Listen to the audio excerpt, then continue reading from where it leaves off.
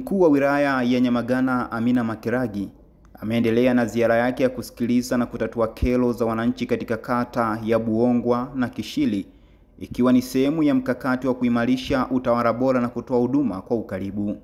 Katika mkutano huo, wananchi wa maeneo hayo wameeleza wasiwasi wao juu ya maandamano yanayodaiwa kupangwa kufanyika tarehe 9 Disemba, wakisema matukio ya vurugu yaliyotokea hivi karibuni yamesababisha madhara ikiwemo uharibifu wa miundombinu na kukatiza shughuli za wananchi. Akizungumza na wakazi wa kata hiyo, mkuu wa wilaya Amina Makiragi amewahakikishia kuwa kamati ya ulinzi na usalama imeimarisha mikakati ya kurejesha na kudumisha hali ya usalama na kuwataka wananchi kuendelea kulinda amani, kushirikiana na vyombo vya usalama pamoja na kuepuka vitendo vyote vinavyoweza kusababisha uvunjifu wa kisheria. Ilianza ni usiku, mimi sikuweza kurudi Fumagila mpaka siku ya 7. Kwa hiyo ishu kubwa niwaambie wananchi, tunaoathirika ni sisi wakina mama. Otherwise mimi niliacha mtoto wangu wa form 1 ambaye yuko English course na mjukuu wangu ni mdogo. Hebu niambie, siku 7 sina hata 100 nyumbani na sijui nafikaje kwangu. Mimi niwaeleze tu wananchi wa Nyamagana, wananchi wa Kishili, wananchi wa Fumagila, nadhani pia tupo hapa. Hapa nilikuwa naenda msibani, nimeona mkutano huu nimebidi niusikilize. Jamani, sisi ndio tunapata shida. Wale wanaowaambia kwamba tukakinukishe, najua kabisa sio wa Tanzania, sio watoto wetu. Hata sisi tunao watoto watukutu lakini hawajafikia hiyo. Jamani, tuchunguzane. Sisi watoto wetu wanapata shida. Leo inafikia tu wanawake sisi tunaambiwa kwamba sisi wanawake ndio tunatakiwa.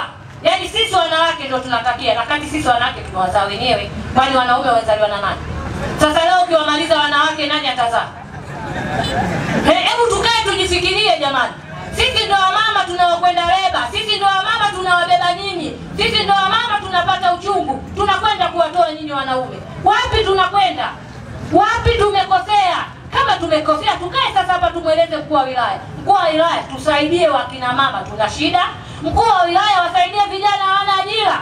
Mkuu wa wilaya wasaidie wamachinga hawana sehemu ya kufanyia biashara. Hiyo ndio issue. Lakini sio issue tukinukishe. Nani anataka kukinukisha? Muite yule anataka kukinukisha tuende naye. Sasa kama hajaja sisi tunaenda kumnukisha nani? Lakini jambo la pili kwenye hilo, mkuu wa wilaya, tunasikia bado kuna kitisho tena cha Disemba 9. Sisi tumeishi kwenye kipindi cha siku 3 hizo za kusumbuka hizo bila mboga. Mimi nilitoka na mke wangu kwenda kutafuta mboga Bulale. Nikakuta askari wa jeshi la wananchi wanalinda, wakaniuliza unakwenda wapi? Nilisahau hata kule ninapokwenda kwa sababu nilikuwa askari. Ndipo mke wangu akanisaidia akasema mwanangu tunaenda Bulale. Kwa sababu ni hali ngumu, ilikuwa tutandikwe viboko. Tukaambiwa twende kwa haraka tukaenda. Kwa mkuu wa wilaya, kama hali tena hii inarudi, sisi tunasikitika mno. Sasa mimi nijue labda kwenye uongozi wa serikali yako ni kitu gani mmekipanga nacho ili sisi Disemba 9 tuendelee na shughuli zetu za kawaida. Hilo la kwanza. Lakini la pili, mheshimiwa mkuu wa wilaya, kwenye ile tukio lililotokea kuna watu wengine walipata madhara ambao hata walikuwa wahusiki.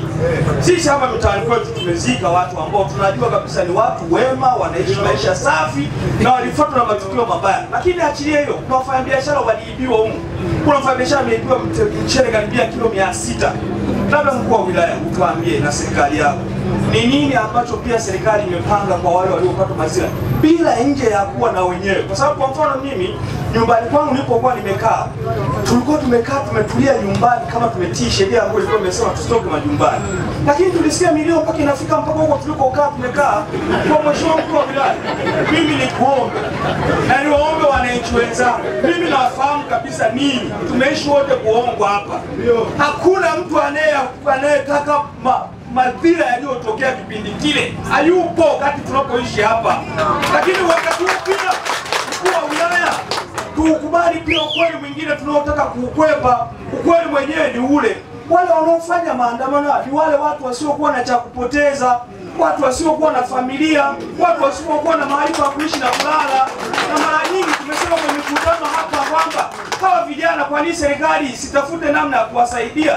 Vijana anakaa mtaroni miaka 3, miaka analalaga. Ikitokea fursa ya kutaka kuiba anaiba. Kwa mkuu wa wilaya mimi nilikuwa nakuomba, lakini sisi tunachokuomba Buongwa sisi Oktoba 29 tulikuwa shwari, Oktoba 30 tuliingia kwenye jambo la kishenzi kabisa kwenye historia ya maisha yetu. Na hatutaki hilo jambo lijirudie. Na kama linatokea tutokee kwenye maeneo mengine, lakini sio kuongwa. Kwa sababu tumejua shida iliyopo. Mtoto anatoka nje anasema baba ni hiyo ni nini? Unamwambia ni bunduki. Unarudi, wewe baba unaogopa, mtoto haogopi, unaanza kuona. Hivi baba ni nani na mtoto ni nani? Hataki kabisa. Mimi kwangu ilikuwa ni haya. Sasa mimi nilichojifunza juu ya hilo tukio tarehe 30 na hii familia iliyokuwepo pale Kahama. Hawa watoto nilikuwa najaribu kuongea na wananchi wenzangu na waeleza, wanasema watu wale wengine wametoka mbali sana, kumbe hakuna. Sasa hivi tuko hapa, tuko mbele hapa. Wale watoto wako nyuma. Tuko hapa. Wenyewe hawaji huku. Wakija huku ni usiku. Ila wako kule. Siku hiyo wote walikuja mbele. Sisi tukarudi wapi? Maana yake ni hawa vijana tunaishi nao. Na kama tunaishi nao ni watoto wetu. Lakini hii tu kwa ushauri labda wa wazazi wenzao. Sio kwamba nimezaa na yeye, ila wazazi wenzangu kwa familia. Ni kwamba tunakuja sasa, mama anahangaika na yeye hapa, mje msikilize haya. Watoto hawa ndio tunaoacha asubuhi, unarudi saa 4 unatoka saa 11. Haujui mtoto anakula nini, anacheza wapi, anafanya nini, anasoma nini. Mwisho wa siku anakushinda wewe, serikali imfanye nini?